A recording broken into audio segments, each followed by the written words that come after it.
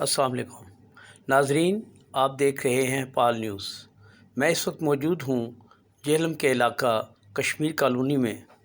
جہاں ماسٹر محمد اقبال مرحوم کے بیٹے شیراز اقبال جلال کے ساتھ ان کے کام دیکھ کر ایسا لگا کہ بڑے سچ کہتے ہیں کہ نیک اور صالح اولاد والدین کے لیے صدقہ جاریہ ہیں۔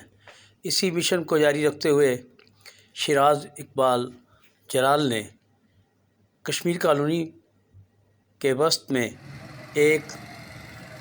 گراؤنڈ جو کہ ناکارہ ہو چکی تھی اسے پارک کی شکل میں تبدیل کیا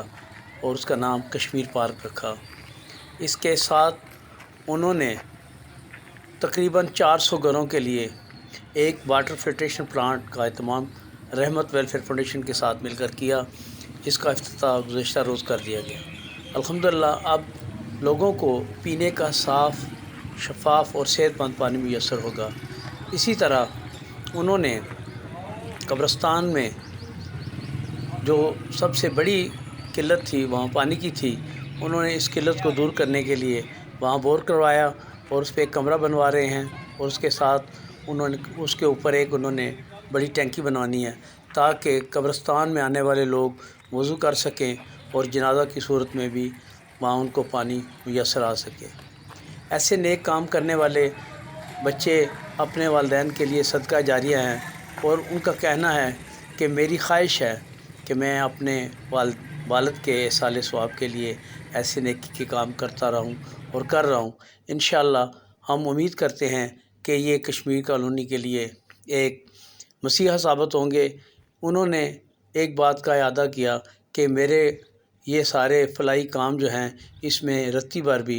سیاسی مقاصد شامل نہیں ہیں، صرف اور صرف اللہ پاک کی رضا اور اپنے والد ماسٹر محمد اقبال جلال مرحوم کے ایصال ثواب کے لیے۔ آئیے ہم سب مل کر ان جاری منصوبوں میں تعاون کریں۔ بالخصوص جو انہوں نے بزرگوں اور بچوں کے لیے پارک بنایا ہے، اس میں پھول دار پودے لگائیں، پھل دار پودے لگائیں تاکہ بچے بھی کھیل سکیں، اور بزرگوں کے بیٹھنے کے لیے انہوں نے جو بینچ لگائے ہیں اور مزید لگائیں تاکہ وہاں زیادہ سے زیادہ بزرگ بیٹھ کے اپنا وقت گزار سکیں اور اس فلاحی کام میں بڑھ چڑھ کر حصہ لے سکیں۔ اسی طرح میں نے پہلے کشمیر کالونی آبادی کی خوشی غمی کے لیے پارک بنوایا، اور پھر اس کے بعد واٹر فلٹر پلانٹ لگوایا، اور ابھی یہ پانی کی ٹینکی کروا رہا ہوں انشاءاللہ، اور انشاءاللہ میں اپنی آبادی کی اسی طرح خدمت کرتا رہوں گا انشاءاللہ تعالی۔